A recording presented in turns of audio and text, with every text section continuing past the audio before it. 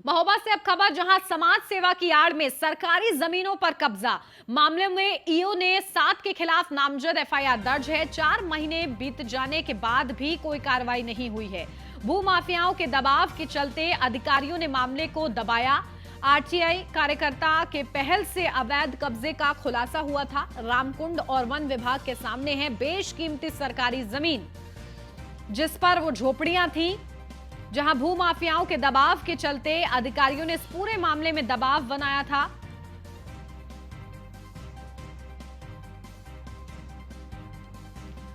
तो आखिर जब सीएम योगी आदित्यनाथ के निर्देश हैं कि गरीबों के साथ संवेदनशील होकर कार्रवाई की जाए और जो भूमाफिया हैं उनके खिलाफ सख्त कार्रवाई हो, तो प्रशासन ने आखिर इस निर्देश को कैसे लिया है, ये बड़े सवाल इस पूरे मामले पर खड़े हो रहे हैं। मामले में ईओ ने 7 के खिलाफ नामजद एफआईआर दर्ज है।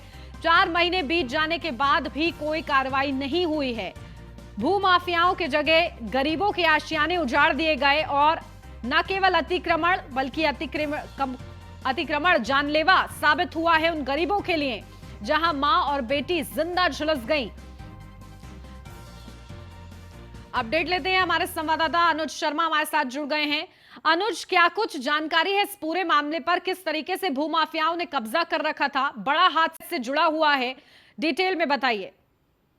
देखिए, लंबे समय पहले जो नगर पालिका ईओ है अवधेश कुमार, उनके द्वारा एक तहरीर दी गई थी कोतवाली में, जिसमें 7 लोगों के खिलाफ एक एफआईआर की गई थी, जो लगभग 5 से 6 करोड़ रुपए की जमीन है, जो राम जो मंदिर है यहाँ पर, उसके नाम है। लेकिन वहाँ पे जो भूमाफिया उन्होंने कब्जा कर रखा था, तो उसके कब्जा करने के बाद चूंकि एप्लीकेशन दी गई तो उसमें मुकदमा तो दर्ज हुआ, लेकिन आज 4 महीने होने को जा रहे हैं। पुलिस ने किसी भी व्यक्ति को गिरफ्तार करने की जद्दोजहद नहीं की अब तक, और वो खुलेआम घूम रहे हैं। उसी के साथ ईओ महोबा ने एक दूसरी एफआईआर की गई थी, जो यहाँ के नगर के बड़े समाज सेवी कहलाते थे। उन्होंने भी ग्राम समाज की एक बड़ी जमीन पर अपने बेटे के थ्रू प्लॉटिंग पूरी करवा दी उस पूरी जमीन पर, और उसमें जो लगातार एसडीएम के उससे आदेश पर एक एप्लीकेशन दी। लेकिन महोबा कोतवाली पुलिस का ये हाल है कि अब तक उस पूरे मामले में एक जिम्मेदार अधिकारी के द्वारा प्रार्थना पत्र दिए जाने के बाद भी अब तक उसमें एफआईआर दर्ज करने की जद्दोजहद नहीं की। हालांकि इस पूरे मामले में जो आईजी थे वो महोबा आए हुए थे, उन्होंने इस बात को कहा था कि इस पूरे मामले की 2 दिन के अंदर जांच कराकर एफआईआर की जाएगी। चूंकि वो समाज सेवी इस तरह के, चूंकि अधिकारी के साथ वो समाज सेवा का चोला उड़कर जो है उनके साथ घूमते हैं, तो जो सारे जो बड़े अधिकारी है उनके खिलाफ कार्रवाई करने से अभी भी बच रहे हैं। जी बिल्कुल। तो जो जिम्मेदार हैं और जिसके चलते इस पूरे मामले पर दबाव बना हुआ है, तो किस तरीके से अब कार्रवाई आगे बढ़ रही है अनुज? देखिए, अब तक वो पूरी फाइल है वो रख दी गई है, क्योंकि वही वो समाज सेवी है जो अधिकारियों को पूरे दिन जो है उनका नाम लेते हैं, उनको सोशल साइट पे हाईलाइट करते हैं। तो प्रशासन भी कहीं ना कहीं उनसे बच रहा है कि जो समाज सेवी हैं वो उनकी तारीफ करते हैं। अगर उनको ही खिलाफ मुकदमा दर्ज करा दिया जाएगा तो फिर उनकी तारीफ करने वाला कौन बचेगा? ऐसे में पूरा मामला जो है सरकारी जमीन का है, वो लगातार प्लॉटिंग अभी भी चलती जा रही है, और जो एफआईआर जिन 7 लोगों के खिलाफ हुई थी उसमें अब तक कोई गिरफ्तारी भी नहीं हो पाई है। बिल्कुल। तो कहीं ना कहीं समाज सेवा की आड़ में किस तरीके से ये घपला चल रहा है, ये उजागर हो रहा है इस पूरे मामले से। ठीक है अनुज, बहुत शुक्रिया आपका तमाम जानकारी के लिए। तो 4 महीने बीत जाने के बाद भी कोई कार्रवाई नहीं हुई है। भूमाफियाओं के दबाव के चलते अधिकारियों ने इस पूरे मामले को दबा दिया है, लेकिन अब ये पूरा मामला सामने है। न्यूज़ 1 इंडिया इसको प्रमुखता दे रहा है, किस तरीके से इसके बाद कार्रवाई होती है। इस पूरे मामले पर भूमाफियाओं पर किस तरीके से शिकंजा कसा जाता है, ये देखना महत्वपूर्ण रहेगा। रामकुंड और वन विभाग की जमीन, जहां समाज सेवा की आड़ में सरकारी जमीनों पर कब्जा कर लिया गया। मामले में ईओ ने 7 के खिलाफ नामजद एफआईआर दर्ज की, लेकिन इस पूरे मामले को दबा दिया गया। आखिर क्यों अधिकारियों ने इस तरीके से शह ली? भूमाफियाओं के दबाव में अधिकारी क्यों आए? इन तमाम चीजों का खुलासा होगा,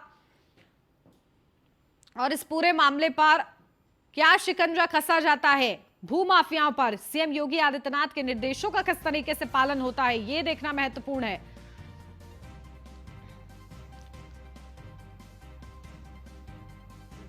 तो बड़ा ये पूरा मामला महोबा से समाज सेवा की आड़ में सरकारी जमीनों पर कब्जा। मामले में ईओ ने 7 के खिलाफ नामजद एफआईआर दर्ज की, और इसी के साथ 4 महीने बीत जाने के बाद भी इस पूरे मामले में कोई कार्रवाई नहीं हुई। अधिकारियों पर भूमाफियाओं का दबाव था, लेकिन सवाल यह है कि आखिर अधिकारी भूमाफियाओं के दबाव में क्यों आए?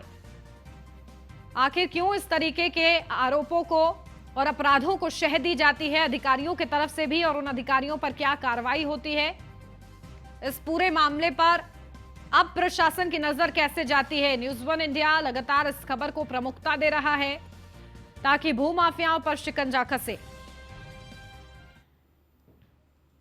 उसकी जांच पुलिस अधीक्षक महोदय को दी गई है और मैंने एडिशनल एसपी से उसकी जांच करा के सुसंगत कार्रवाई के लिए निर्देश दिए हैं। तो महोबा से ये खबर है, आरटीआई कार्यकर्ता के पहल से अवैध कब्जे का बड़ा खुलासा हुआ है। रामकुंड और वन विभाग के सामने है बेशकीमती सरकारी जमीन, जिस पर समाज सेवा की आड़ में सरकारी जमीनों पर कब्जा हो रखा है। भूमाफिया इसमें संलिप्त हैं, लेकिन सवाल यह है कि भूमाफिया अभी भी खुले में घूम रहे हैं और अधिकारी इस पूरे मामले को दबा रहे हैं।